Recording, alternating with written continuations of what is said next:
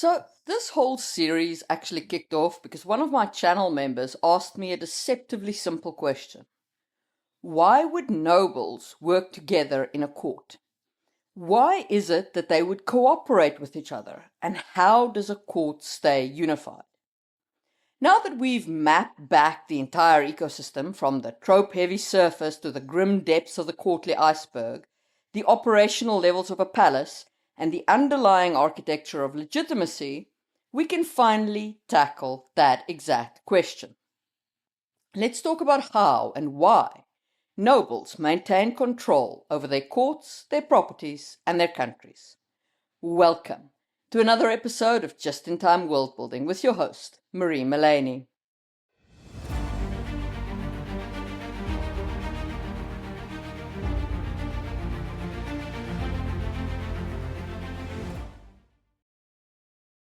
To understand why a room full of heavily armed, hyper-ambitious aristocrats would ever cooperate, we have to look back at the historical sociology behind the origin of dominance hierarchies. Now, it's a common myth that dominance hierarchies spontaneously arose everywhere the moment humans invented agriculture. In reality, many early agrarian societies remained deeply egalitarian, even while practicing sedentary farming. But concentrated dominance hierarchies did eventually emerge independently in a couple of civilizations: the Middle East, Mesoamerica, Egypt, and Peru, and China. And once these centralized hierarchies formed, they spread like wildfire, fundamentally altering the landscape and creating the first states. But what is a dominance hierarchy? Well, at its core, a dominance hierarchy means you have an elite ruling class that organizes the rest of society, and in return for this organization, the elite class extracts wealth from the rest of society. Historically, there are two competing academic schools of thought on how this came to be. First, the conflict or extractive theory. This theory argues that the elite class is essentially a protection racket. They arose simply because they were the best at monopolizing violence and seizing lootable resources. They used that raw material dominance to systemically extract wealth from the working population through cohesion. Lootable resources are plants like grains and so on that can easily be taken by the elites. I did do a video on that, which is linked in the information card. The conflicting theory to this is the integration or managerial theory. This theory argues that as societies grew massive and complex, they required organization to survive. Someone had to coordinate the digging of canal systems, manage irrigation, and track the seasons to declare the exact right time to plant crops. In this view, the elites originally provided a vital public service, and society willingly gave them a share of the harvest in return. Over generations, this administrative class consolidated that privilege into hereditary rule. Personally, I think the historical truth sits somewhere between the two, 6, 7, Although I do lean closer to the extractive wealth theory. Your mileage, of course, may vary. None of us were there. But that's all ancient history, I hear you say. And yes, you're right. But here is why this macro history is vital for your world building. It dictates the baseline of a noble court. No matter how your elites came to power, they are the rulers of their society, and their number one priority is to ensure that they remain the elite. This means, that's just the nature of a dominant hierarchy. This means that whenever a structural threat challenges them from below, the nobility will immediately close ranks. If a rising merchant or a revolutionary peasant leader poses a threat to their institutional authority, the court has two choices. They will either strategically co-opt and adopt the challenger into their own class, or they will completely destroy the challenger. They will cooperate to ensure the survival of their caste barrier. By the time your world building reaches a period resembling the European Middle Ages or feudal Japan, this class distinction doesn't need to be explicitly discussed by the characters. The highborn aren't sitting around in dark rooms being taught on a manual on how to systemically suppress the peasantry. They know it instinctively. It is baked into the fabric of how they are raised from childhood. From the day they are born, people bow to them. People rise the moment they step into a room. The entire world treats them like their status is divinely ordained, and what's more, their shit don't stink. And because of that lifelong conditioning, they genuinely believe that their shit don't stink, and neither do that of their class. So, the court is actively engaged in keeping that class barrier intact, and that is always their first priority. But while it's true that they will present a unified front to an outside challenger, the moment you step inside that closed palace gate, that unity vanishes. Within their own ranks, the nobility is a viper's nest of hyper-competitive actors.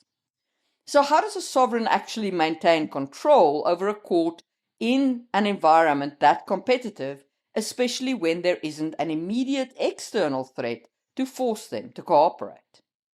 Let's take a look at tools of control next.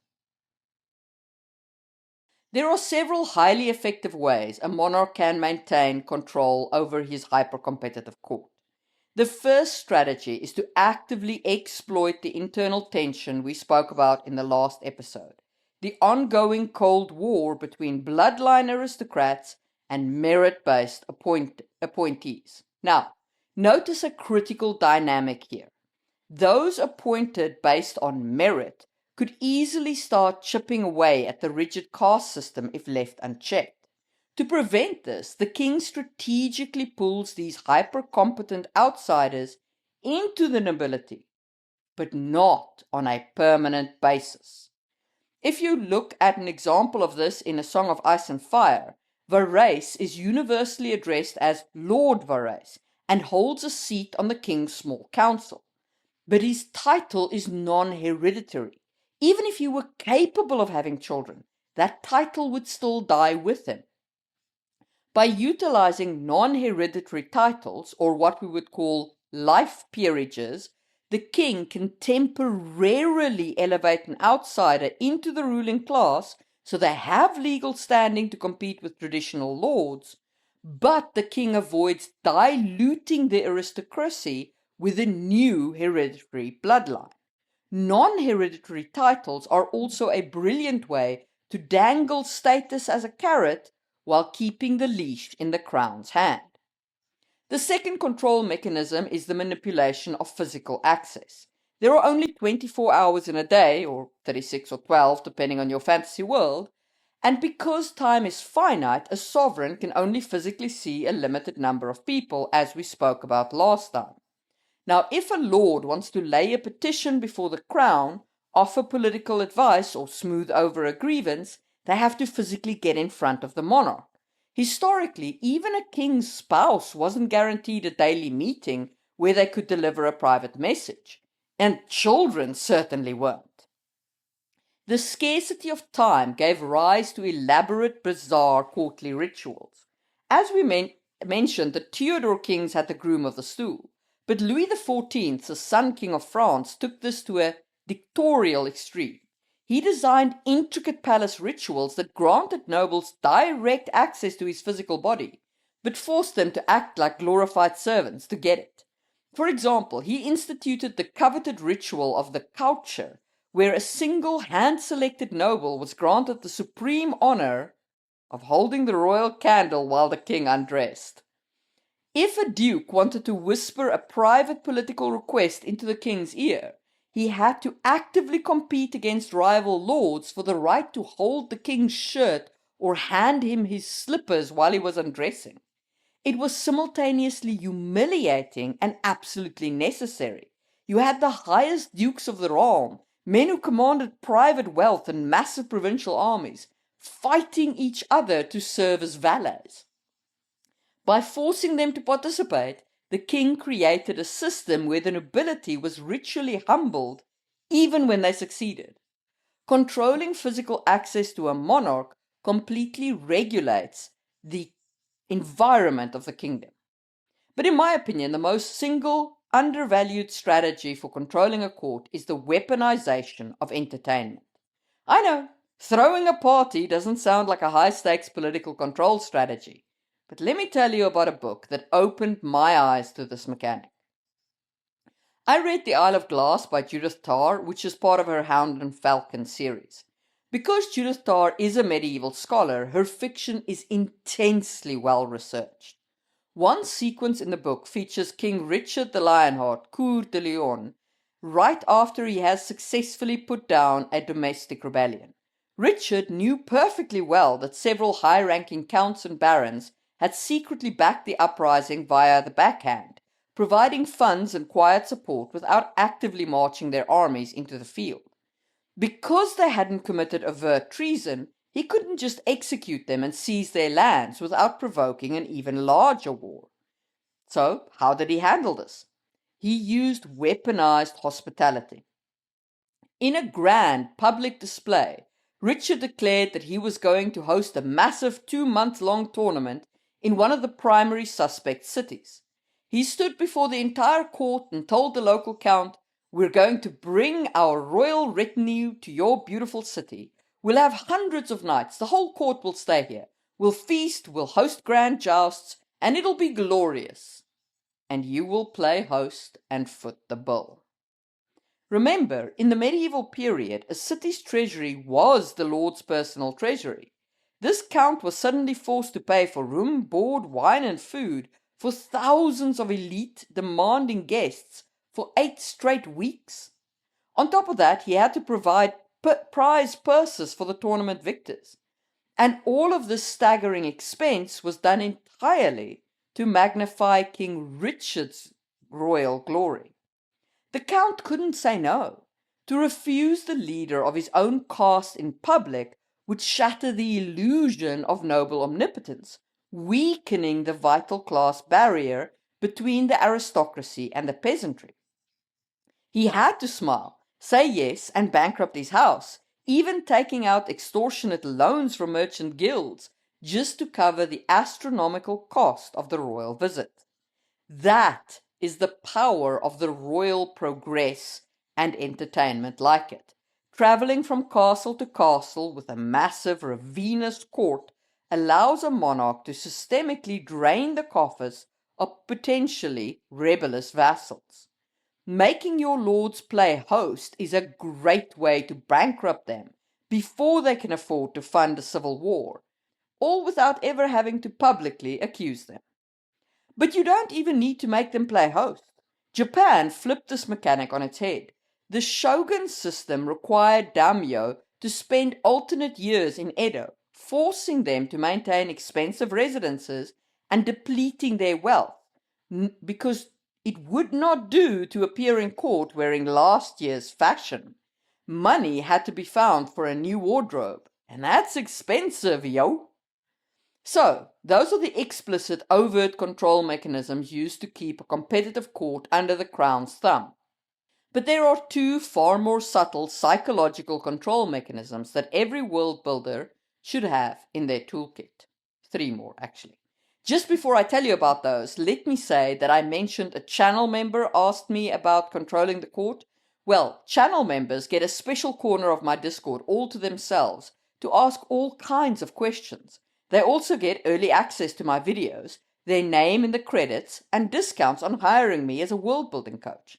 So, if any of that sounds attractive to you, hit the join button right here on YouTube and become a just-in-timer today. Okay, now let's unpack those more subtle psychological levers. While weaponized hospitality and access rules are great overt tactics, a truly calculating monarch relies on 3 far more subtle, multi-generational control mechanisms to keep their vassals cooperative and their class in power. The first is fosterage and hostage politics or cultural assimilation. Now, taking hostages might not sound like a subtle control mechanism on the surface. We've all seen the basic trope. A vassal rebels, the king crushes them, takes their firstborn child as collateral, and says, "If you step out of line again, I will hang your son from the battlements." That is the raw, violent essence of the transaction. But the subtlety comes into play when you look at what actually happens to that child once they enter the conqueror's court. When a young hostage is taken into a palace, they aren't generally thrown into a dark dungeon. Instead, they are typically integrated into the household as a page or a squire. We see this dynamic in A Song of Ice and Fire with Theon Greyjoy. After Balon Greyjoy's failed rebellion, a young Theon is taken to Winterfell by Ned Stark. He is raised alongside the Stark children, eats at their table, trains in their yard, and effectively becomes a cultural product of Winterfell. This creates a fascinating, agonizing psychological duality. Over time, the hostage becomes deeply embedded in the culture of the dominant house. And as long as the parent behaves, this relationship guarantees that when the child eventually inherits their family's peerage, they will return home to rule as a pacified leader who thinks, speaks, and acts exactly like the monarch who captured them. Historically, this is basically just a darker, higher stakes variation of the standard noble fostering. Aristocratic houses regularly sent children to be raised by neighbors or the royal house to forge lifelong alliances. Genghis Khan used this hostage technique to control his massive nomadic empire. When he conquered a rival tribe or territory, he would take the children of the defeated leaders as hostages and bring them directly into his own imperial guard, the Keshk. He personally oversaw their training, taught them the military tactics and laws of the Mongols, and ensured that they were loyal to his vision. When they were finally sent back to govern their home territories, they returned not as conquered subjects, but as the Khan's hand-molded administrative assets. So, both fostering and hostage-taking are premier tools for transforming generational enemies into cooperative allies. And that brings us to the gatekeepers of the mind. And this is the second generational tactic. And it's one that I'm almost hesitant about bringing up because I don't want to sound like a tinfoil hat conspiracy theorist. But the undeniable fact of the matter is this: whatever you teach a child in their formative years and how you teach it to them sticks in their mind. Therefore, whoever controls the infant's nannies, whoever selects the adolescent's tutors, the people teaching the aristocracy letters, mathematics, and histories, ultimately shapes the future of the role. The way these educators frame the world molds a child's mind into either a vital asset to their class or a ticking political time bomb.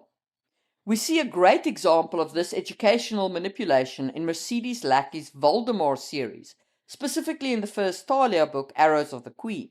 The villainous royal nurse, Hilda, manages to isolate and completely dominate the education of Princess Elspeth, the heir to the throne.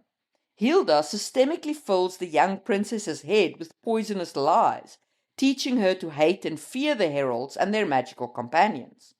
By deliberately sabotaging the heir's psychological development, Hilda steers the future monarch straight down a path of instability, triggering an institutional crisis within the palace because the heir is being rendered entirely unfit to rule.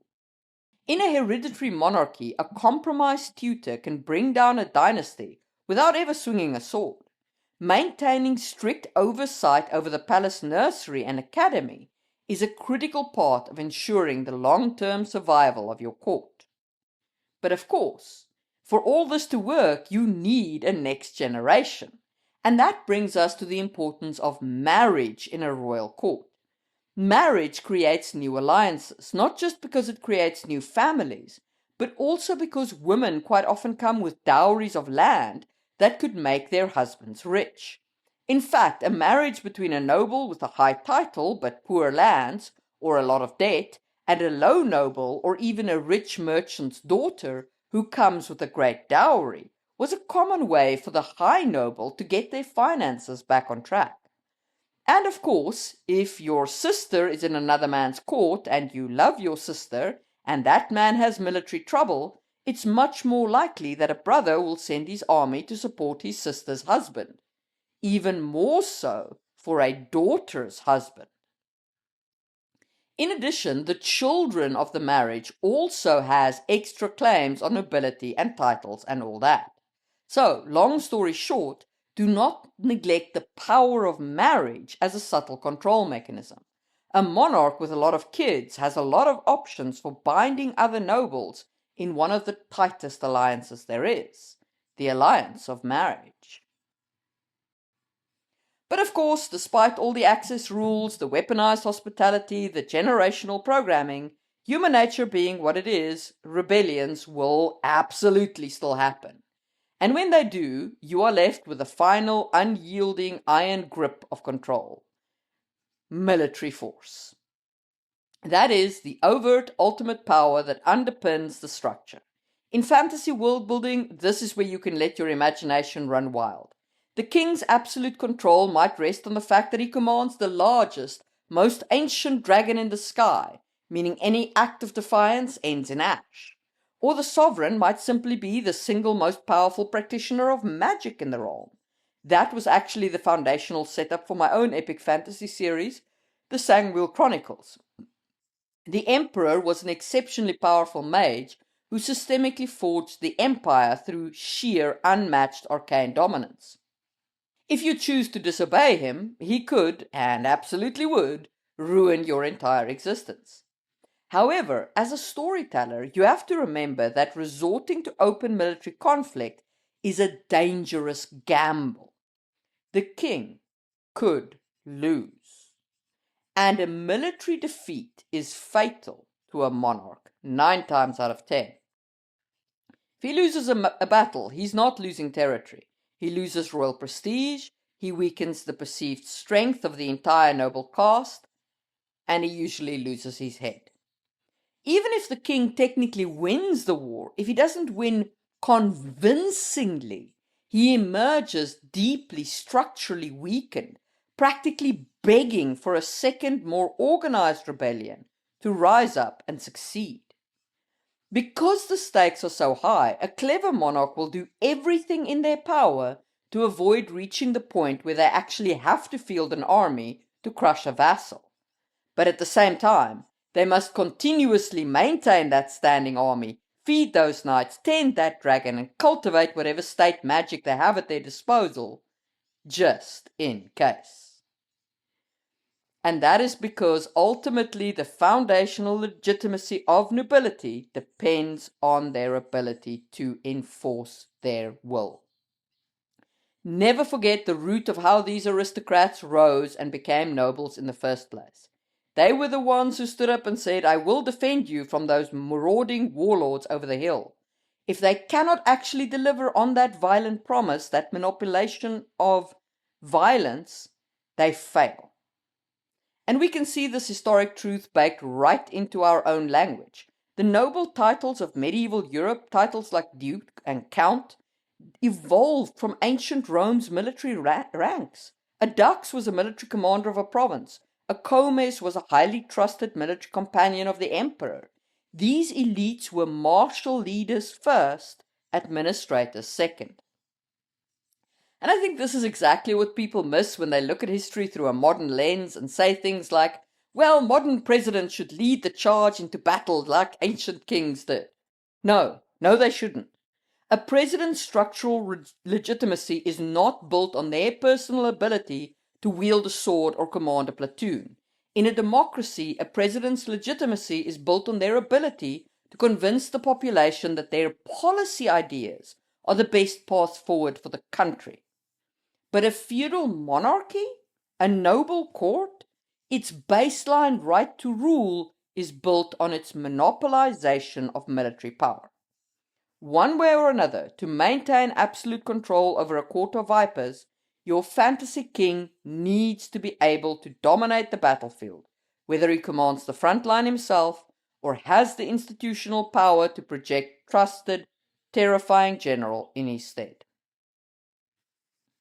And now, while the amazing names of the members of this channel scroll past, let me tell you exactly why you should read Judith Tarr. Those books, the Hound and the Falcon series, absolutely blew my mind with the sheer depth of understanding they embedded in me about how the medieval world and its economy and its status functions. There is one scene where she references a character who's become a high-level advisor to the king. He's wearing his heavy, prestigious silver chain of office. He's sitting in a high room at the top of a tower, and there are all kinds of obvious ostentations, signs of wealth surrounding him. But then Tar writes a line to the effect of, "But the true treasure of the room was the single clear pane of glass in the window." That statement alone completely reframed how I viewed medieval economics. Before modern manufacturing, it was incredibly difficult to produce glass with manual labor, and it was exponentially harder to produce clear, see-through glass. And that created, for me at least, the reality of what manual labor means. Clear glass is a supreme, high-status luxury reserved for the ultra-wealthy. Cloth and clothing were expensive because every single thread had to be spun by hand. Beeswax candles were a massive status symbol. Only the highest nobility could afford to keep them because keeping bees was a tedious, manual, dangerous process. Everyone else was stuck burning foul-smelling, smoky tallow candles made from animal fat. It is so incredibly hard for us living in the modern world to shift our minds into a space where we truly grasp the crushing weight of making everything with manual labor.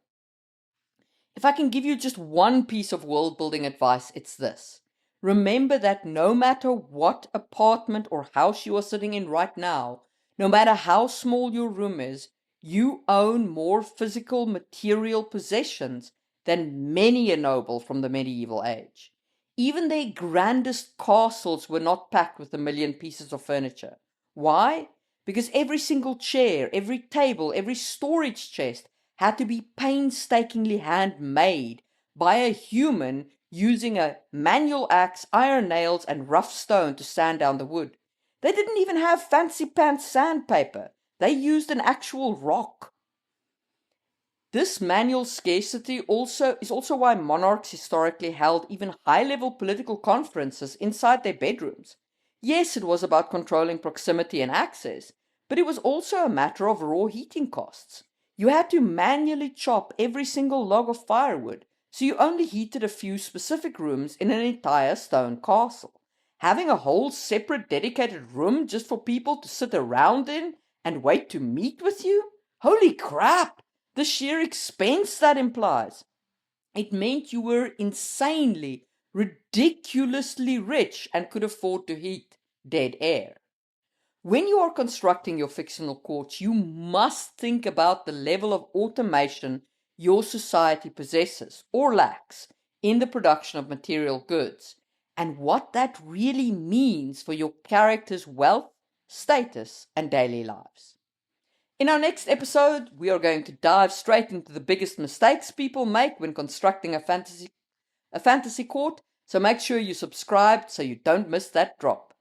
If you've made it this far into the material realities of the past with me, leave a hammer emoji in the comments below.